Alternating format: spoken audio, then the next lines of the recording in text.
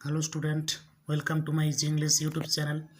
আজকে আমি তোমাদের স্মার্ট আইসক্রিম গল্পের সেকেন্ড পার্ট পড়াবো। তোমরা একটু পেজ নাম্বার 99 খোলো। আমি তোমাদের লাইন বাই লাইন পড়াচ্ছি, তোমরা একটু মন দিয়ে শোনো।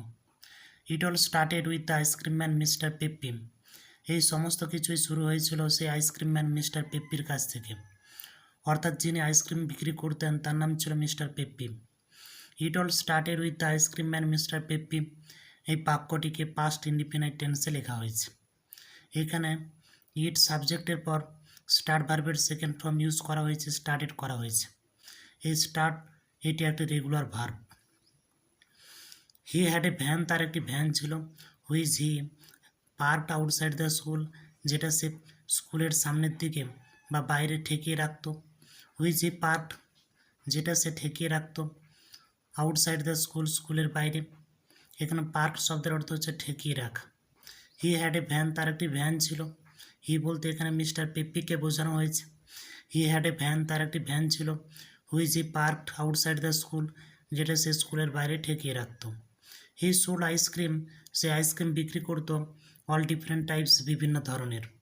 এখানে সেল ভার্বের সেকেন্ড ফর্ম ইউজ করা হয়েছে, সোল্ড করা হয়েছে, কারণ বাক্যটি পাস্ট ইনডিফিনাইট টেন্সে লেখা হয়েছে।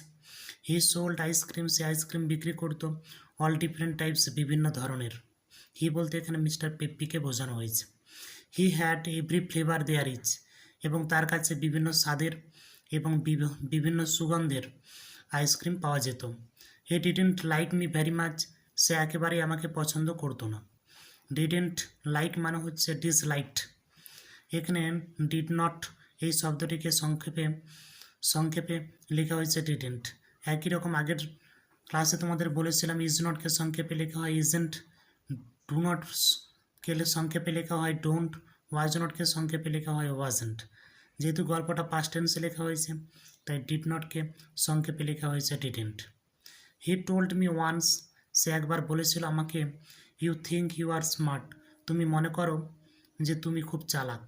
One day you will be too smart, এবং একদিন তুমি সত্যি খুব স্মার্ট হয়ে যাবে, চালাক হয়ে যাবে। ওয়ান ডে একদিন, ইউ উইল বি তুমি হবে, টু স্মার্ট খুব খুব চালাক হয়ে যাবে। আই জাস্ট লাভ, আমি তার কথা শুনে শুধুমাত্র হাসতাম। লাভ শব্দের অর্থ হচ্ছে হাসা। লাভড, এখানে লাভ শব্দের অর্থ হচ্ছে হাসা। লাভ ভার্বের সেকেন্ড ফর্ম ইউজ করা হয়েছে, কারণ গল্পটি এখানে পাস্ট ইনডিফিনাইট টেন্সে লেখা হয়েছে। আই জাস্ট লাভড, আমি শুধুমাত্র হাসতাম। অ্যান্ড ওয়াকড অফ, এবং চলে যেতাম। আই নিউ, আমি জানতাম। হি উডন্ট ডু এনিথিং, সে আমার কোনো কিছুই করতে পারবে না।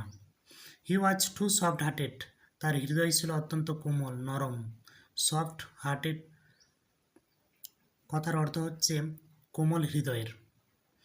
হি was always giving free ice cream to kids, সে বাচ্চাদেরকে বিনা পয়সায় আইসক্রিম দিত।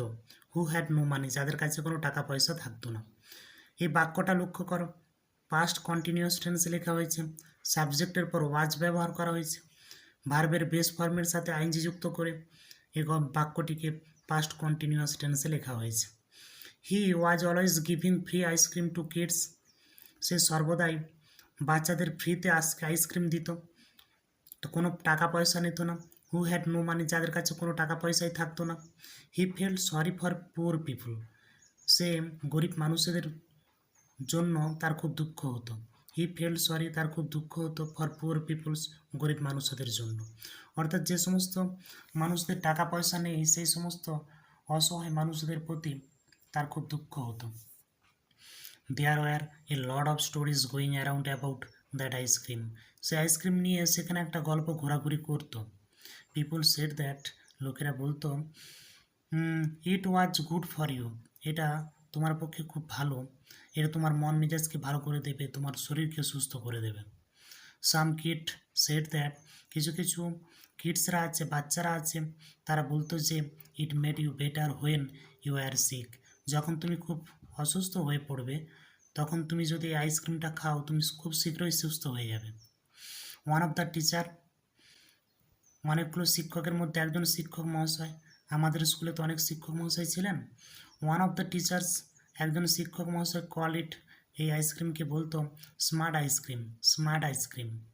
অর্থাৎ আমাদের স্কুলে যতগুলো শিক্ষক মহাশয় ছিলেন তাদের মধ্যে একজন শিক্ষক মহাশয় এই আইসক্রিমকে হ্যাপি আইসক্রিম বলে ডাকতেন।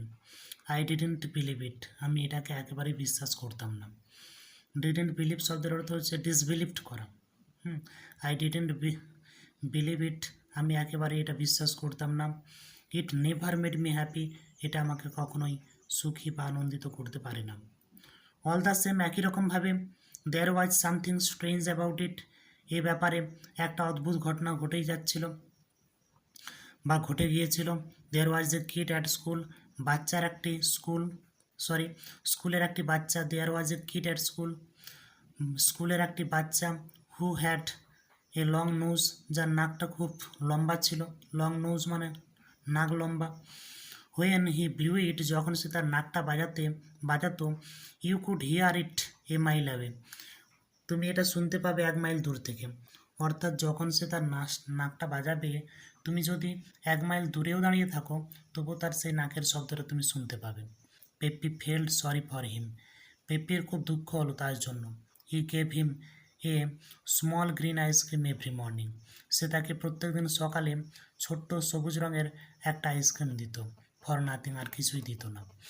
You wouldn't believe what happened it, you wouldn't believe what happened it, তুমি বিশ্বাস করতে পারবে না তারপর কি ঘটেছিল। His nose began to grow smaller, এবং তারপর থেকে ধীরে ধীরে তার নাকটা ছোট হতে শুরু করলো। এভরিডে, প্রত্যেক দিন, ইট গ্রিউ এ বিট স্মলার, প্রত্যেক দিন একটু একটু করে ছোট হতে শুরু করলো। গ্রিউ এ বিট স্মলার শব্দের অর্থ হচ্ছে ধীরে ধীরে আস্তে আস্তে একটু একটু করে ছোট হওয়া। ইন দ্য এন্ড, এবং পরিশেষে, it was just a normal nose, এবং পরিশেষে একটা স্বাভাবিক নাকে পরিণত হয়েছিল, আমাদের যেমন থাকে স্বাভাবিক নাক। When it was the right size, যখন এটা একেবারে সঠিক আকৃতিতে পরিণত হয়েছিল, Peppi stopped giving him the green ice cream, Peppi তাকে সেই সবুজ রঙের আইসক্রিমটা দিতে বন্ধ করে দিয়েছিল। এখানে স্টপ ভার্বের সেকেন্ড ফর্ম ইউজ করা হয়েছে, স্টপেড করা হয়েছে। তোমাদের আগেই বলেছি গল্পটা পাস্ট টেন্সে লেখা হয়েছে, এখানে এই বাক্যটা পাস্ট ইনডিফিনিট টেন্সে লেখা হয়েছে। He gave a purple ice cream to a boy, সে একটা গাঢ় লাল রঙের আইসক্রিম দিয়েছিল একটা ছেলেকে, উইথ পিম্পলস, যে ছেলেটার গালে কপালে বিভিন্ন জায়গায় পিম্পলস ছিল, ব্রণ ছিল, তাকে সারিয়ে তোলার জন্য পেপ্পি তাকে একটি গাঢ় লাল রঙের আইসক্রিম দিয়েছিল। And his pimples war cute, এবং তার সেই ব্রণগুলো সেরে গিয়েছিল। I made up my mind, আমি ঠিক করে ফেলেছিলাম। মেড আপ শব্দের অর্থ হচ্ছে ঠিক করে ফেলা, মনস্থির করে ফেলা।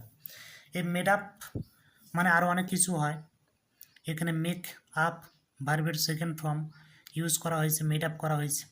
অ্যাকচুয়ালি এই ভার্বটা একটা ফ্রেজাল ভার্ব বা গ্রুপ ভার্ব। মেক আপ মানে কম্পেনসেট বা ক্ষতিপূরণ দেওয়াও হয়। I made up my mind, আমি আমার মনস্থির করে ফেলেছিলাম। To put a stop to this ice cream business, যে আমি এই আইসক্রিম ব্যবসাটাকে বন্ধ করেই ছাড়ব। Jerome Dandian had been eating ice cream the day he got 100 for maths. Jerome Dandian মানে ক্লাসের অন্য একটা বাচ্চা, আগের দিন তোমাদের পড়িয়েছিলাম অন্য একটি বাচ্চা যে অঙ্কে 100 পেয়েছিল। এখানে লেখক বলছেন জেরম ডান্ডিয়ান হ্যাড বিন ইটিং, জেরম ডান্ডিয়ানও হয়তো এই আইসক্রিমটাই খেয়েছিল, হ্যাড বিন ইটিং আইসক্রিম, এই আইসক্রিমটাই খেয়েছিল the day he got 100 for maths, যেদিনটি সে অঙ্কে 100 পেয়েছিল সেই দিন জেরম ডান্ডিয়ানও হয়তো এই আইসক্রিমটা খেয়েছিল। It must have been the ice cream making him smart, এটাই হচ্ছে সেই আইসক্রিম যেটা তাকে খুব চালাক বানিয়ে দিয়েছিল। It must have been the ice cream making him smart, এটা নিশ্চিতভাবে সেই আইসক্রিম যেটা তাকে চালাক বানিয়ে দিয়েছিল। ইট wasn't going to have anyone doing as well I wasn't going to have anyone doing as well as me, আমি চাই না আমার মতো এত ভালো নাম্বার ক্লাসের মধ্যে আর অন্য কেউ পাক। I was the smartest kid in the school, আমি ছিলাম ক্লাসের মধ্যে সব থেকে চালাক ছেলে। And that is the way I wanted it to stay, এবং সেই কারণেই এই একই রকমভাবে আমি ওই প্রথম স্থান অধিকার করেই থাকতে চাই। অর্থাৎ আমি সেই প্রথম স্থানটা অন্য কাউকে দিতে চাই না। ক্লাসের মধ্যে বা স্কুলের মধ্যে যাই হোক না কেন, আমি একমাত্র প্রথম বা টপ বা টপার হয়ে থাকতে চাই। I wanted to get a look inside that ice cream van to find out what was going on. আমি চেয়েছিলাম to get a look inside that ice cream van, say ice cream ভ্যানের ভেতরে একটু উঁকি মেরে দেখতে আমি চেয়েছিলাম, টু ফাইন্ড আউট খুঁজে বের করার জন্য, হোয়াট ওয়াজ গোয়িং অন ভেতরে কী চলছে সেটা দেখার জন্য। Thank you. পরের দিন আমি তোমাদের নেক্সট পার্ট পড়াবো।